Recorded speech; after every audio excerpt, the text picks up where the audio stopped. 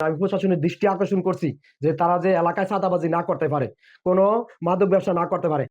মাদক ব্যবসা ও চাঁদাবাজের বিরুদ্ধে অবস্থান নেওয়ায় রিকশা শ্রমিকের উপর হামলার অভিযোগ তুলে চাঁদাবাজ আখ্যায়িত করে রাজধানীর ভাটারা থানা ছাত্রদলের সভাপতি রিয়াজ চৌধুরীর বিরুদ্ধে মানববন্ধন করানোর অভিযোগ উঠেছে। রিকশা শ্রমিকদের মানববন্ধনের বিষয়ে এ অভিযোগ করেন ভাটারা থানা ছাত্রদলের সভাপতি রিয়াজ চৌধুরী। তিনি বলেন, এলাকার চিহ্নিত আওয়ামী লীগের দোসর ও বৈষম্য বিরোধী আন্দোলনের মামলার আসামিরা এলাকায় চাঁদাবাজি এবং মাদক ব্যবসা করে আসছে।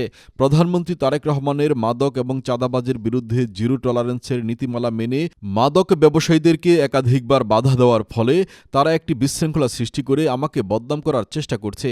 এরই ধারাবাহিকতায় সামান্য একটি ঘটনাকে কেন্দ্র করে আমি সেখানে গেলে তারা আমাদের উপর হামলা করে।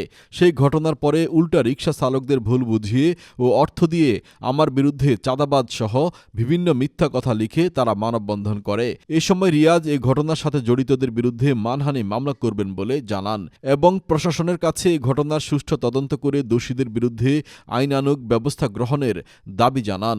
আমাদের মাননীয় প্রধানমন্ত্রী দেশ নায়ক তারেক রহমান যে বলছে চাঁদাবাজ এবং মাদক জিরো টলারেন্স, যে আমাদের 11 সনের অভিভাবক বলছে যে মানে চাঁদাবাজ আর মাদক যে জিরো টলারেন্স করবে, চাঁদাবাজ আর মাদক বাংলার মাটিতে রাখতে দিব না, যে যা প্রতিবাদ করে এটা করা হবে। তো এটার কারণে আমরা ভাটারা থানা ছাত্রদল এটা সবসময় মানে এটার বিরুদ্ধে প্রতিবাদ করি। সবসময় ভাটারা থানা ছাত্রদল সবসময় যারা জেনে অপকর্ম আছে ওইখানে ভাটারা থানা ছাত্রদল প্রতিবাদ করে। তো ওই প্রতিবাদের কারণেই আজকে আমার নামে মানববন্ধন করানো হয়েছে। তো মাদক ব্যবসা যেখানে চাঁদাবাজি আছে ওইখানে আমাদের প্রতিবাদ আছে। তো আমরা ভাটারা থানা ছাত্রদল থাকা অবস্থায় মাদক আর চাঁদাবাজি কোনোদিন করতে দিব না।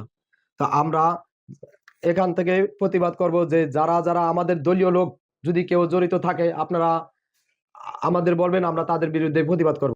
এক পর্যায়ে তারা আমার ঠেট দিয়েছে, যদি চাঁদাবাজি মাদক ব্যবসা যদি আমরা বন্ধ করতে চাই তাহলে আমরা মারিয়া ফেলাইবো, কারণ আমি চাঁদাবাজ আপনাদের আমি করতে দিব না। আমি বাইসা থাকা অবস্থায় চাঁদাবাজি আর মাদক ব্যবসায়ী আমি আপনাদের করতে দিব না। তো তাদের একটাই হইল গিয়া তারা চাঁদাবাজি মাদক ব্যবসা করবো, কিন্তু আমি থাকা অবস্থায় আমি কোনোদিন করবো না। আমি প্রশাসনের দৃষ্টি আকর্ষণ করছি যে তারা যে এলাকায় চাঁদাবাজি না করতে পারে, কোনো মাদক ব্যবসা না করতে পারে। আজকে মাদক ব্যবসার কারণে এই যে আমাদের ইয়ং জেনারেশন ধ্বংসের দিকে যাইতেছে। ইয়ং জেনারেশন আজকে ধ্বংসের দিকে কেন যাব? আপনার ছেলেও তো একজন স্টুডেন্ট, আপনি যে বাবা হইয়া মাদক ব্যবসা করাইতেছেন, ঠিক আছে, চাঁদাবাজি করাইতেছেন, তা আপনার ছেলেও তো আপনার থেকে এটা শিখবো। তো আপনারা ভালো হয়ে যান, দেশের জন্য কাজ করেন। আমরা রাজনীতিবিদ, আপনাদের পাশে আছি। আমরা দলের বাহিনীরা না, আপনাদেরকে নিয়ে কাজ করতে চাই। আপনারা মাদক থেকে সরে আসেন, চাঁদাবাজ থেকে সরে আসেন। আপনাদের জন্য যদি কিছু করতে হয় ইনশাল্লাহ আমরা আপনাদের পাশে থেকে সবকিছু করার আমরা প্রতিশ্রুতি দিছি আপনাদের।